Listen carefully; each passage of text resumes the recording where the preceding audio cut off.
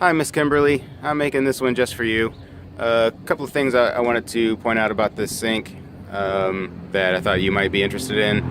Uh, if you need more firepower coming from the faucet than what this thing does, there are faucets that work similar to this one. They're USB, they're just electric, real simple. But what they do is they build up pressure inside the faucet, and then there's another lever you push to make the water comes out. And from what I've seen, it comes out with the same force as your kitchen faucet at home. If that's something you need, though, you would have to pay for it. It's the one I saw was $80 compared to this one, which is $16. But if that's something you need, I'm just letting you know that that sort of thing is out there and available.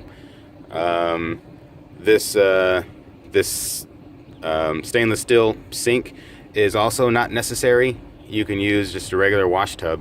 I wish I had seen that before I paid all that money for this one. I mean, I'm happy with this. It looks nice, it works great, and it'll probably last forever. But did I really need to spend $50 on that? That's a decision you're gonna have to make on your own. This piano bench, I bought it at Bob's Discount Furniture. It was bigger when I started it, but I paid $60 for it and then brought it home and chopped it up into little pieces. So, was that necessary? I don't know. But I know Walmart has these cheap little tables you can get. I don't know how much they are, but they're not too hard to find. And maybe you can use something like that. What I find somewhat necessary is to use this, the hole in the floor, that's left behind after you move the seat up, because it's a handy place to put the tanks.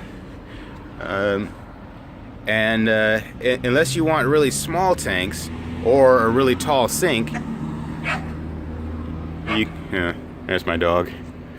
He's barking at the mailman. If you want really small tanks, you could probably fit them underneath the sink.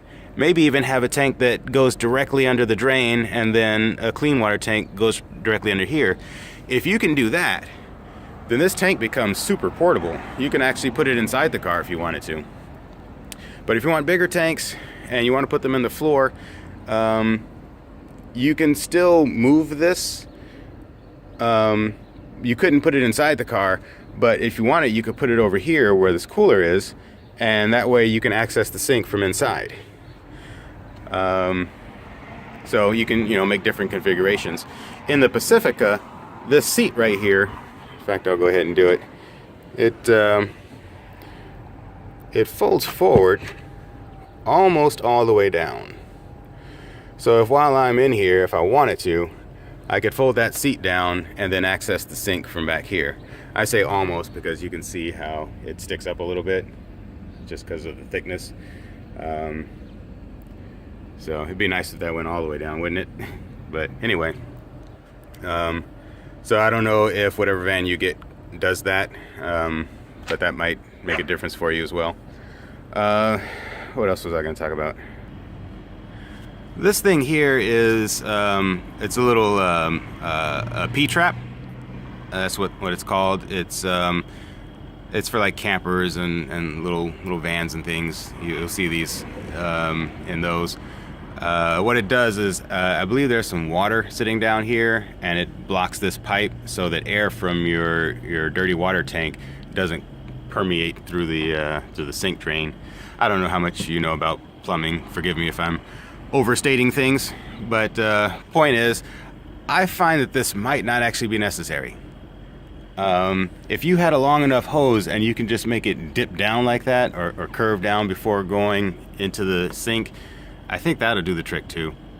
Or if you had this draining directly into a tank, well, you still get the stinky air, but if you were doing that, then you wouldn't have room for this. So this cost me, I think, $26, so you can save some money there too. All right, well, that's all I have. If you have any other questions, please don't hesitate to put it in the comments. I will respond. Hope this helps.